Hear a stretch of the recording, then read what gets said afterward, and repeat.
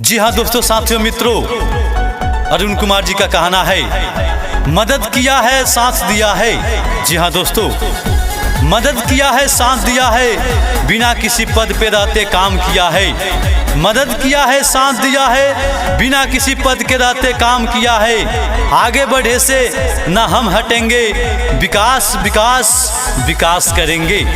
जी हाँ दोस्तों, एक डेरवा ग्राम पंचायत राज के कर्मठ योगी ईमानदार एवं शिक्षित महिला मुखिया प्रत्याशी चंद्रावती देवी, समाज सेवी अरुण कुमार जी के हाथ के मजबूत करे के बा और अपना ग्राम पंचायत राज एक डेरवा के विकास के आगे बढ़ाओ के बा। तो याद रखी, ग्राम पंचायत राज एक डेरवा के कर्मठ योगी ईमानदार शिक्षित मुखिया प्रत्याशी चंद्रावती देवी।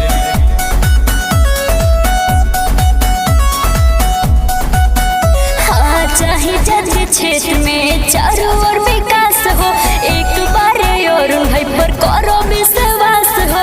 ए चाचा ध्यान दी, हाँ हाँ, चाहे जज क्षेत्र में चारों ओर विकास हो, और भाई पर एक बार करो विश्वास हो।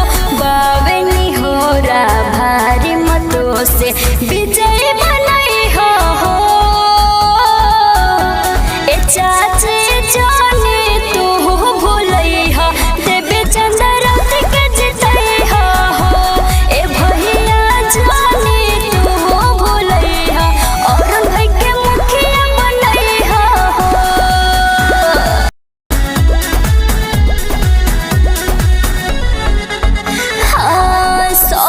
जाने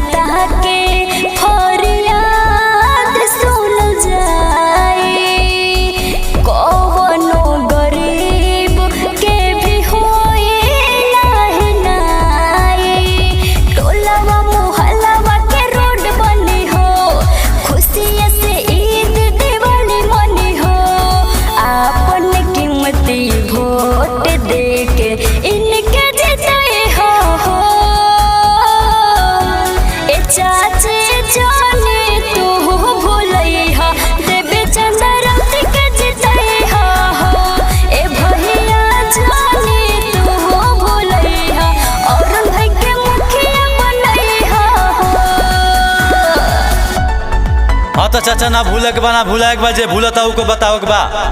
कैसे कि अपना ग्राम पंचायत राज एक डेरवा के कर्मठ योगी ईमानदार एवं शिक्षित महिला मुखिया प्रत्याशी चंद्रावती देवी, समाज सेवी अरुण कुमार जी के हाथ के मजबूत करे के बा और अपना ग्राम पंचायत राज एक डेरवा के विकास के आगे बढ़ाओ के बा। तो याद रखी, ग्राम पंचायत राज एक डेरवा के कर्मठ योगी ईमानदार शिक्षित मुखिया प्रत्याशी चंद्रावती देवी।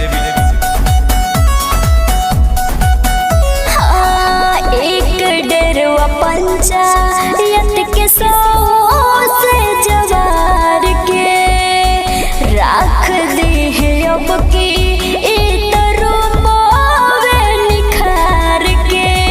बार बार कोहिले एक बार सुनी जा, चंद्रावती देवी के मुखिया चुनी जा। बहुत लुभावे है सन पर